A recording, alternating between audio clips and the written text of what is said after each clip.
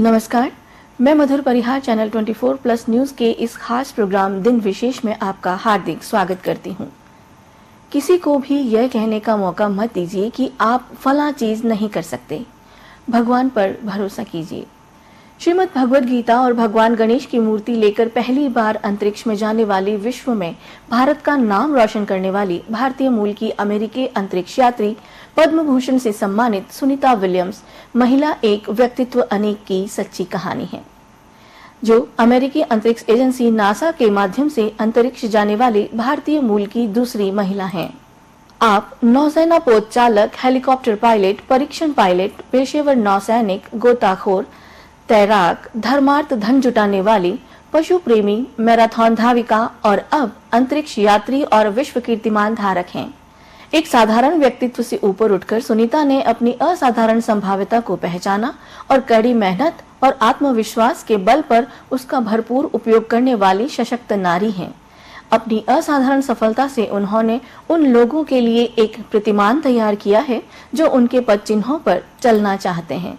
19 सितंबर 1965 को Euclid, Ohio में doctor दीपक और बोनी पांड्या के घर जन्मी सुनीता नासा के अंतरिक्ष यात्री और अमेरिकी नौसेना के सेवानिवृत्त कप्तान हैं। सुनीता मूलतः मैसाचुसेट्स की निवासी हैं। वहीं से ही हाई स्कूल पास करने के बाद सन 1987 में उन्होंने संयुक्त राष्ट्र की नौसैनिक अकादमी से फिजिकल साइंस में बीएस की परीक्षा उत्तीर्ण की। तत्पश्चात 1995 में उन्होंने फ्लोरिडा इंस्टीट्यूट ऑफ टेक्नोलॉजी से इंजीनियरिंग मैनेजमेंट में एमएस की उपाधि हासिल की। उनके पिता दीपक पांड्या भारतीय मूल के हैं, जो गुजरात के अहमदाबाद से ताल्लुक रखते हैं, जबकि उनकी माता बोनी पांड्या स्लोवेनियाई मूल की हैं। उनके परिवार में भारतीय और स्लोवेनियाई दोनों संस्कृतियों का सम्मिश्रण था, जिससे सुनीता ने विविध सांस्कृतिक धरोहर को अपनाया। सुनीता विलियम्स का अंतरिक्ष में सफर जून 1998 में अमेरिका की अंतरिक्ष एजेंसी नासा में चयन से हुआ। 9 दिसंबर 2006 को सुनीता विलियम्स पहली बार स्पेस में गई थीं। उन्हें इंटरनेशनल स्पेस स्टेशन में भेजे गए 14वें शटल डिस्कवरी के साथ रवाना किया गया था। वे आईएसएस में 195 दिनों तक रहीं, जो उस समय एक महिला अंतरिक्ष यात्री के लिए सबसे लंबी अवधि थी। इसके बाद 2012 में उनकी दूसरी अंतरिक्ष यात्रा शुरू हुई थी। तब उन्होंने कजाकिस्तान के बैकोनूर से रूसी रॉकेट सोयूज TMA-05M से उड़ान भरी थी।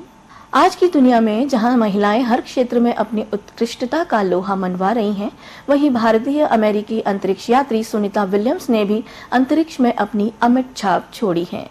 सुनीता विलियम्स ने अपने अभियान 32-33 के दौरान अपार पहचान प्राप्त की और विशेष रूप से अभियान 14-15 में सबसे ज्यादा 7 बार अंतरिक्ष में चहलकदमी करने और कुल 50 घंटे 40 मिनट का समय अंतरिक्ष में बिताने का रिकॉर्ड भी अपने नाम किया।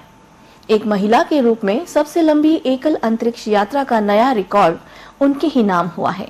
सुनीता विलियम्स ने सितंबर-अक्टूबर 2007 में भारत का दौरा किया था।